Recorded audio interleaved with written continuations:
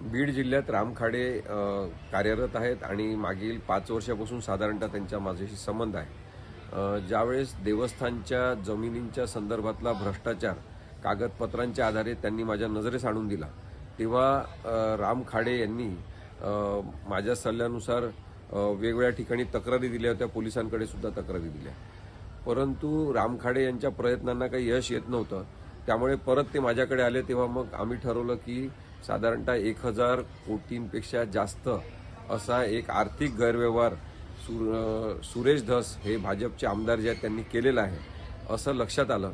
कारण की देवस्थानच्या जमिनी बीड जिल्ह्यातल्या स्वतः खाजगी लोकांच्या नावाने त्यांनी कन्वर्ट करून घेतल्या। याच्यामध्ये नक्कीच त्यांना प्रशासनातले आणि विविध विभागातले काही शासकीय अधिकारी यांनी बेकायदेशीररित्या मदत केलेली आहे। मग या संदर्भातल्या कागदपत्रांसह मुंबईच्या ईडी ऑफिसला आम्ही तक्रार केली।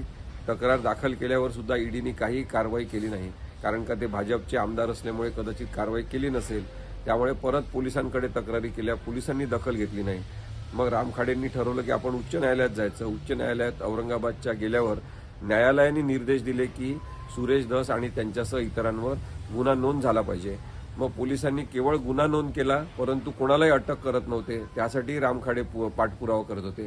त्या दरम्यान त्यांच्यावर त्यांच्या शेतातलं जे शेडचं एक टेम्पररी स्ट्रक्चर होतं त्याच्यावर हल्ला करण्यात आला। तिथे राम खाडे यांच्या पत्नी आणि नातेवाईकांवर हल्ला झाला।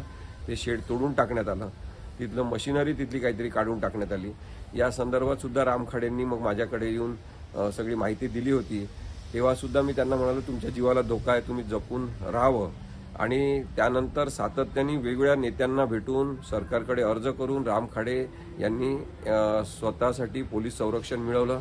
काही वर्ष त्यांना पोलीस संरक्षण होतं, एक गनमॅन त्यांच्या संरक्षणासाठी होता, परंतु नंतर ते का काढून घेण्यात आलं माहिती नाही। राम खाडे यांनी मला सातत्याने सुद्धा सांगितलं की तुमच्या सुद्धा जीवाला धोका आहे, कारण की तुम्ही माझे वकील आहात। आज मला सकाळी कळलं की राम खाडे यांच्यावर काल अत्यंत निर्गुण असा हल्ला झालेला आहे।